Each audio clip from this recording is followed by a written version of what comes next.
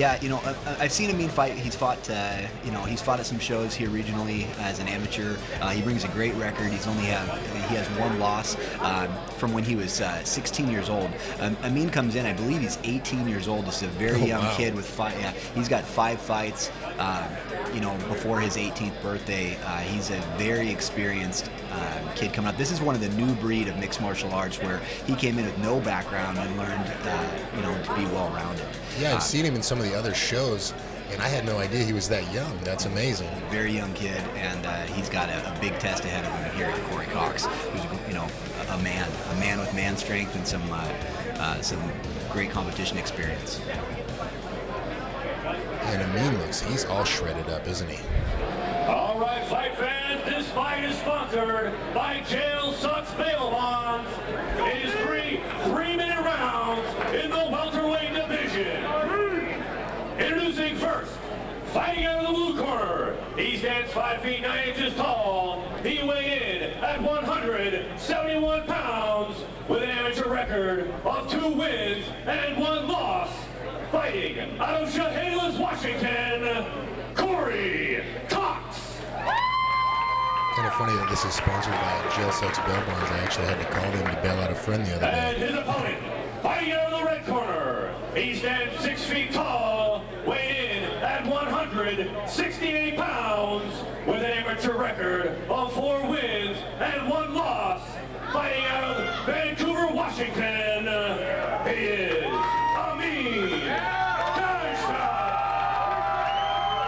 I'm looking forward to this bout. I think that this is going to really come down to who can execute their game plan. I think Amin has got to land some kicks and punches and stay on the outside. I think Cox needs to close the distance and make sure he does not end up on bottom. It looks like Amin's got a little bit of a reach advantage, wouldn't you say? Yeah, Amin's a couple inches taller, and I believe his arms are longer too. Cox has got to get inside and use some of those big power punches we've seen from him before. I think Amin's the better striker of the two. Oh, Cox. Yeah, Cox didn't like it. He's coming in head down. You got to be careful doing that. Oh, good punch there from Cox. Fast jab. Wow. Cox is trying to pull him in. It looks like Amin's trying to set up a knee to get pushed into the cage. This is what Cox needs to do. He needs to make it dirty and aggressive, and he needs to come in and force those takedowns. Definitely looks like he has some power behind him. And, fantastic sprawl there, and he's got the back. That was great defense from Amin because Cox did everything right. He grabbed that single leg, he switched. He just got flattened out before he could get his hips underneath him. I was surprised to see Cox push for the takedown so soon, but Amin definitely probably has a speed advantage and a little bit of reach, so it looked like Cox wanted to come in close to distance fast. So Amin's doing a good job of taking his back. He keeps crossing his ankles. I don't like to see that. Yeah, he's flattening him out, but Cox is doing a good job there holding that 2-on-1 to keep for the choke. Oh, and now that he's lost that, he's open for that choke. Amin's looking to soften him up with some punches. He needs to get that wrist again. Stop crossing your feet. So what does Kory need to do to get out of this position then? I think he needs to he definitely doesn't want to be flattened out like that. He doesn't even have the guard locked right now. We're seeing his hooks locked. He needs to hip heist out and kick one of those legs forward, get his legs on the inside. He's trying it, but he keeps getting flattened out here. He needs to control that hand, get 2-on-1, and he doesn't need to turn away. He needs to turn into him from here. He's turning the wrong way, which keeps giving him the back move. He needs to turn in and face Amin belly. Amin's got him flat here. This is bad. And we got a tap to strikes. Fantastic victory from Amin Kajtaz from Gladiator MMA, moving his record to 5-1. This kid is next in line for, with a victory like this, he should be next in line for a title shot here for the amateur welterweight championship. Good show of sportsmanship there too, shaking that ball down. Cox has got to be a little bit frustrated with the loss there. But he got stuck in a bad spot really early when he gave his back up.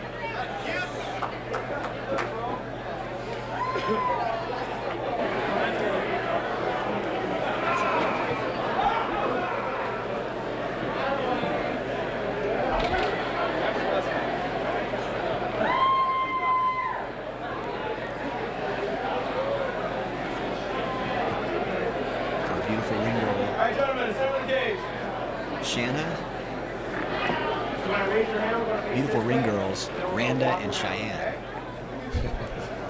Referee Mike Mickelson has called a stop to this fight at 1 minute, 59 seconds in the very first round. For your winner by TKO, Amin Kajtaz. Fantastic fight from both guys there. Amin came out and did what he needed to do, got that victory, and moves himself up the ladder here in the welterweight division. Well, I mean, these ones, all of them, yeah. And the beautiful Jail Sucks Bail Bonds girls. That's one of the best parts about being a fighter. The ring girls. That's good, good. Our next fight is in the lightweight division, featuring two fantastic wrestlers that are competing here tonight. Making his way to the cage is Kody Kramer. Kody Kramer trains with Team Quest Fight Club in Gresham, Oregon. This kid is an undefeated champion from Oregon State. He brings a lot to the cage here tonight. Aggression, big striking, and big takedowns. You know, Cody's got wins by submission. I don't know if he's a submission artist as much as he likes to take guys down and put so much pressure on them that they'll give up that submission. I think most guys are tapping because they don't want to get hit anymore, so they'll give up the choke. Yeah, and sometimes that's the best way to get a guy to tap. You know, just beat him up and make him want to get out of there. Yeah, and guys will give up the submission just because they're tired of getting punched. Yeah, and I don't think that it's that Kody can't or doesn't want to. I think he would rather punch people. Yeah, sometimes punching people in the face is more fun than the submission. This kid is pumped up, and he's a huge lightweight. Both of these fighters are huge lightweights. Yeah, I was thinking he was a welterweight. Yeah, no, this is a great bout between these two guys. So we've got Kody Kramer. I think his keys to victory here are going to be pressure. He needs to work his way in, and he needs to get that takedown. Once he's on top, I think he's got all the keys to victory there. He's got all the skills to put this guy away. His opponent, Keil Heckler, is also a fantastic wrestler. So really, I think the winner of this bout is going to be whoever can get on top. If Kody secures the takedown, I think he could finish Keil. I think Keil has the ability to take down Kody, and he can stuff some takedowns, but I don't know if he's got the same submission skills that Kramer has, but we'll have to see who ends up on top. Yeah, a lot of times when you get two wrestlers together, you end up having a stand-up match, so we'll see what happens. Yeah, you know, Heckler's fought for us before. This kid has some striking. He had a fantastic knockout at a small regional show in Chehalis. I mean, he put his kid to sleep first round, I think, about 15 seconds in. I mean, I've watched hundreds of fights, and very rarely do you see anybody knocked unconscious. His opponent, you know, we watched him use smelling salts to wake him up. Especially in the lightweight division, that's some power. Both these kids are huge lightweights. I mean, they're easier, bigger than some of the welterweights on the internet.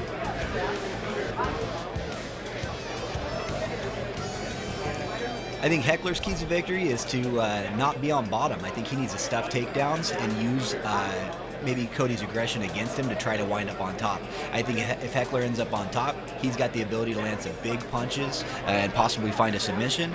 I think if he ends up on bottom, I don't know that he possesses the kind of top-level skills it would take to submit a guy like Kramer from the bottom.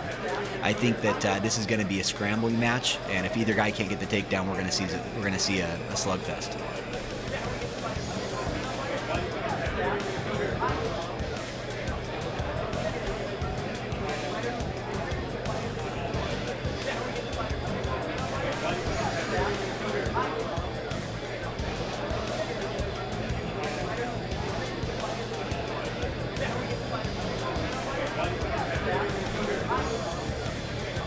We got two guys that are both ready to go.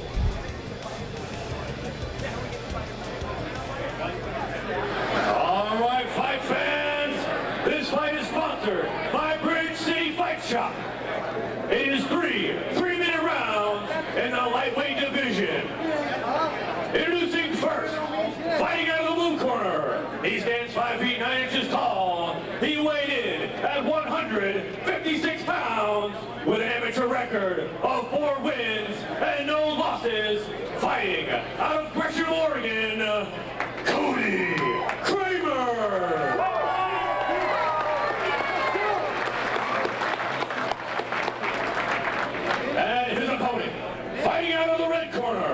He stands 5 feet 10 inches tall. He weighed in at 155 pounds with an amateur record of 2 wins and no losses.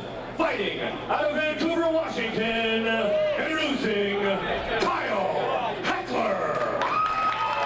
So both guys undefeated. So somebody's going home with a loss on the record today. Yeah, this is two undefeated lightweights. So the winner of this is easily in line for a shot at the lightweight title.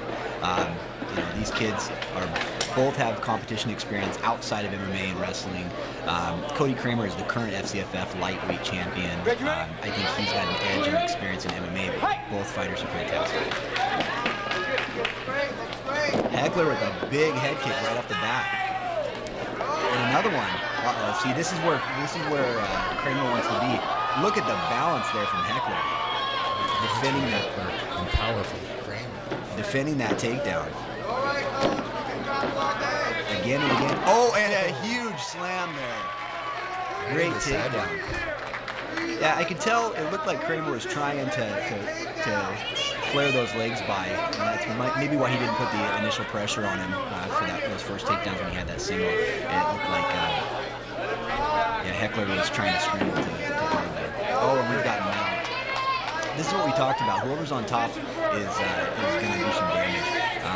Both guys have fantastic top control. I don't know how either one does on bottom because I've never seen either fighter on bottom before. Yeah, this is where you don't want Well, to be a tough wrestler. Heckler's doing a good job of controlling the head and the on there, so he's not taking any damage. But it's only a matter of time. It's early in the round, so at some point, Kramer's going to pop out. He's trying. If you notice, you watch Kody's chasing his hips. Every time he moves, he chases his hips. Heckler's doing everything right, and Kramer's just that much better on top. Some little punches there. Looks like he's trying to do a little bit of damage. I don't think he's really letting loose on his punches yet, so he needs to establish that position. But definitely a good start.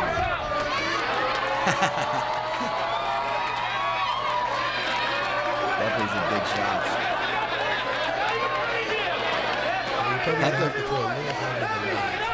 Heckler's giving up his back though.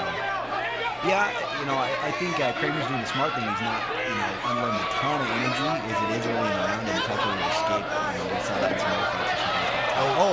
Rear naked choke, Got it tight. and it's a tap. Fantastic, still undefeated, Kody Kramer. 5-0. Very well done. Now this kid is the top of the weight class here in the region. Nationally, I think this kid might be one of the best up-and-coming lightweights in the country. He's got a fantastic background. His wrestling background makes him a very, very difficult opponent for anybody. And then a team like Team Quest Fight Club, I could see him becoming a professional fighter here very, very soon. Yeah, it would be fun to watch him in the future. Yeah. Give it up for his opponent, Keil. He came out, he defended takedowns very well at the beginning, but once he was down, it was over. I really think that whoever was on bottom of this fight was going to be the loser. It's great to see these guys come out and have a good match. Kody Kramer walks away with the victory.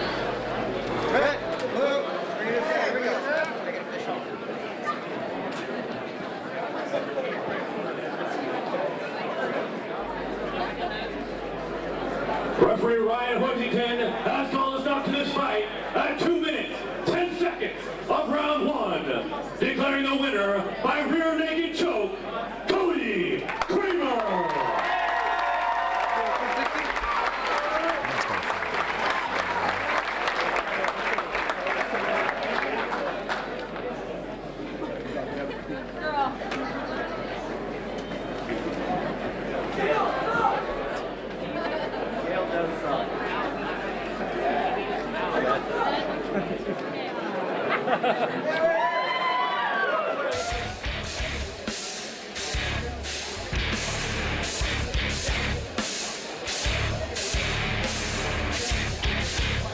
Our next bout is a light heavyweight super fight featuring two fantastic athletes. We've got Brandon Anderson versus Travis Trent.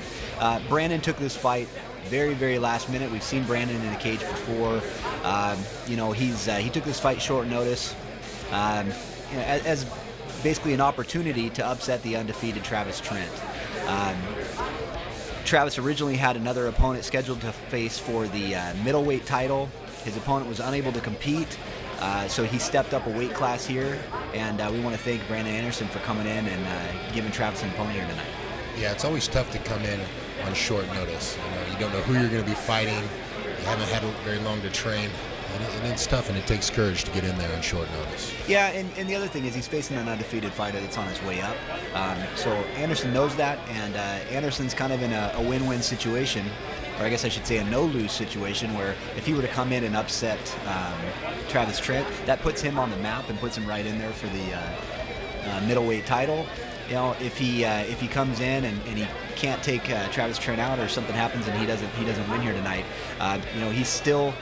He wasn't supposed to. You know, he came in short notice against an undefeated fighter. So yeah, it's kind of a win-win situation for him. Yeah, either way he comes out. Win or no lose, I should say. Yeah. Either way he gets to come out and make an impression here. But Travis Trent, I've actually rolled with him before, and this is a tough kid. Yeah, Trent's fantastic. He's 4-0. He's a champion of another organization here in the Vancouver area. He's a very, very tough fighter. You know, I think he's got an edge in grappling against Anderson here. But Travis is the opposite. He's got a lot to lose here. He's coming in. He's moving up a weight class. He's fighting an unknown guy that is taking the fight short notice. So if Travis wins, he was supposed to. You know, he had the training camp. He's here ready to go. If he doesn't come out the victory, or something happens and he gets upset here tonight, that really puts Trent back, you know, in where he wants to be in his career. Well, Trent's up there with Gladiator. Looks like he has Smitty in his corner and John. Smitty for his stand-up and John for his jiu-jitsu. Yeah, John Kramer, fantastic jiu-jitsu coach. Smitty also is a great amateur fighter. You know, former FCFF champion, and we should see him here in Main Event Sports here shortly. Yeah, he's actually one of my favorite fighters to watch. His hands, great stand-up, and just all-around exciting fighter. You know, Anderson's keys to victory are to be big punches. He doesn't need to be on bottom. He needs to throw big punches and keep Trent from taking him down. Trent's keys to victories are going to be a little different. I think he needs to be very careful. I don't think he needs to take any unnecessary risks against an unknown fighter. I think he needs to come out, put him on his back, and finish him fast and make a point. If he's not able to do that, that's going to say a lot about Brandon Anderson.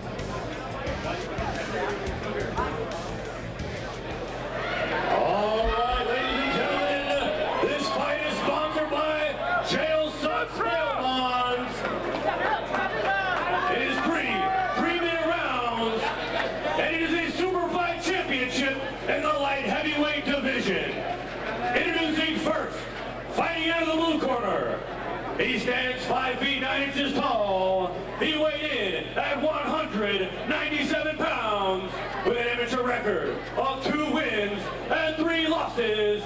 Fighting out of Longview, Washington, introducing Brandon Anderson.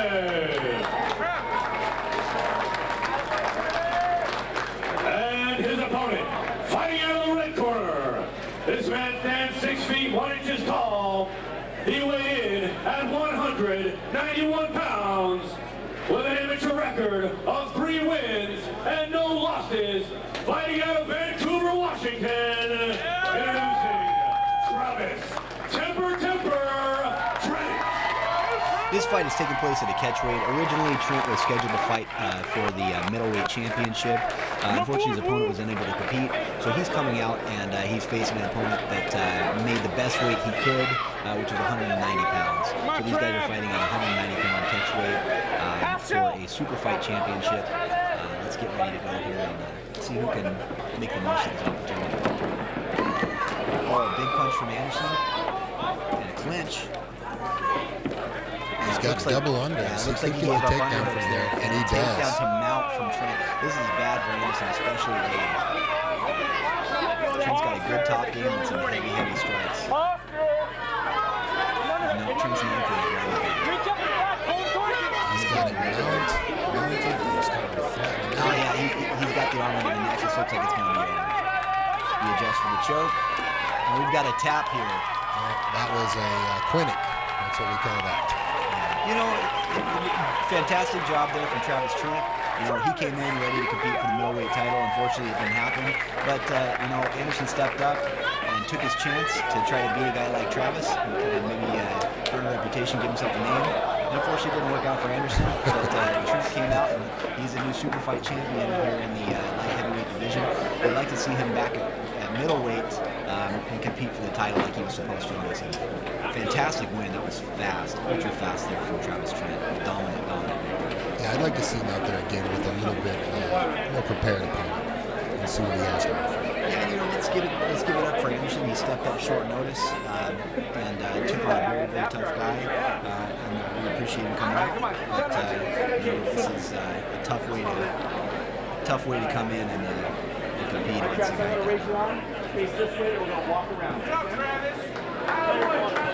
Referee Mike Mickelson has called a stop to this fight at just 34 seconds of round number 1 for your winner by rear naked choke, Travis Temper Trent.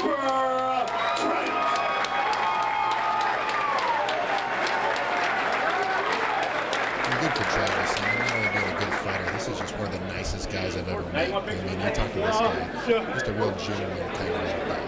Very likable. Great show of sportsmanship there from both guys. Congratulations to Travis on the victory, and it's nice to see his opponent step up.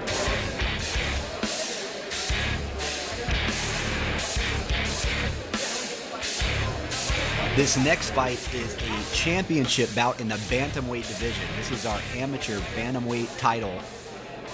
Two fantastic fighters, two undefeated fighters in Jake Marshall and Dave Robison. So remind me again, what is Bantamweight? 135 pounds. 135 pounds. Little guys always steal the show.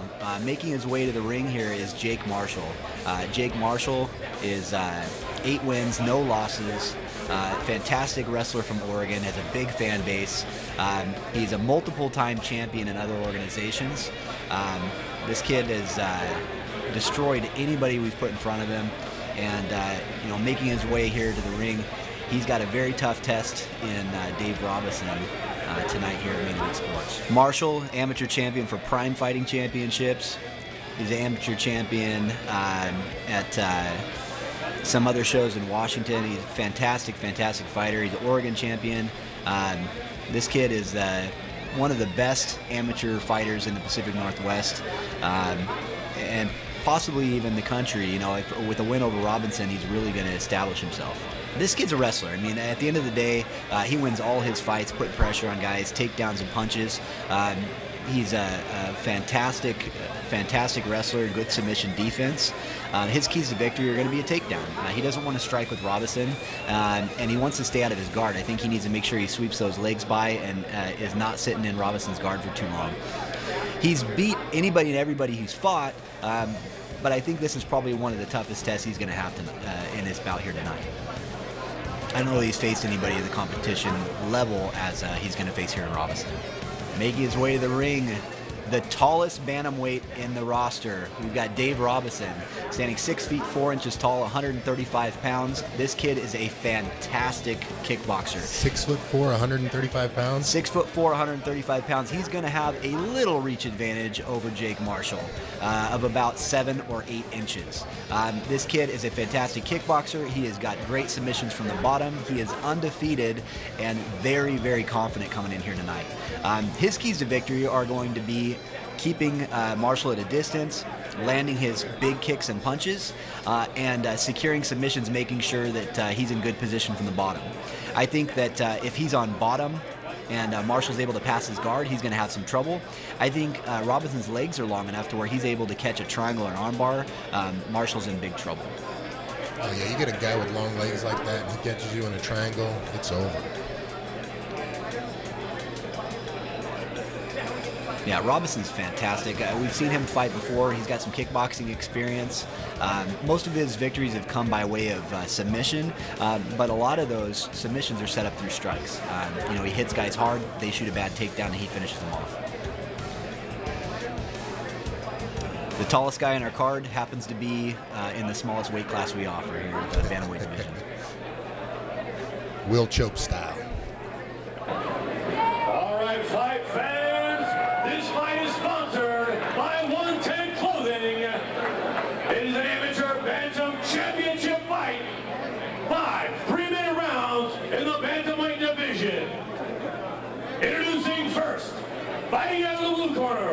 This man stands 5 feet 9 inches tall. He weighed in at 136 pounds with an amateur record of 9 wins, no losses.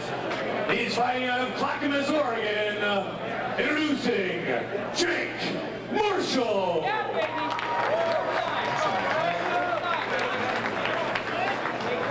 And his opponent, fighting out of the red corner.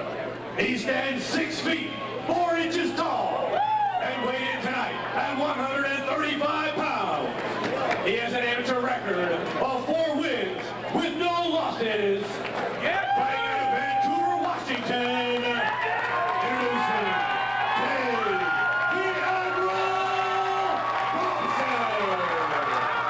The Admiral Dave Robison, also undefeated. This is going to be a good fight. Somebody's always got to win. Is that a catchphrase? Somebody's always got to go. Look at the size difference there. Robison is enormous. I can't believe this kid makes 135 pounds, and he makes it rather easily. I don't think he cuts insane. much. Look at the legs on him. I mean, having that kind of height and reach advantage is huge. Marshall's got a good target for the double leg there. He's got 5 feet of legs to work with. Yeah, I don't think we're going to see Robinson shooting with doubles here. Marshall needs to close that distance fast. I wouldn't strike with Robinson, especially from the outside with that reach advantage. See, he's coming in, working his way inside, and he's got that body locked up. Oh, big punches there. And a knee. Oh. Big slam there from Marshall, moving to mount. Robison did a fantastic job of getting that butterfly hook in there to defend himself. Robison's got great grappling. Marshall does as well. I would give an edge in the grappling a little bit here to Robison. I think he's a little more dangerous. Look at that going to take the back here. Wow. As far as wrestling and top control, I got to give that to Marshall. Look at those big punches, but how do you pass those legs to land those shots? He needs to move to side control.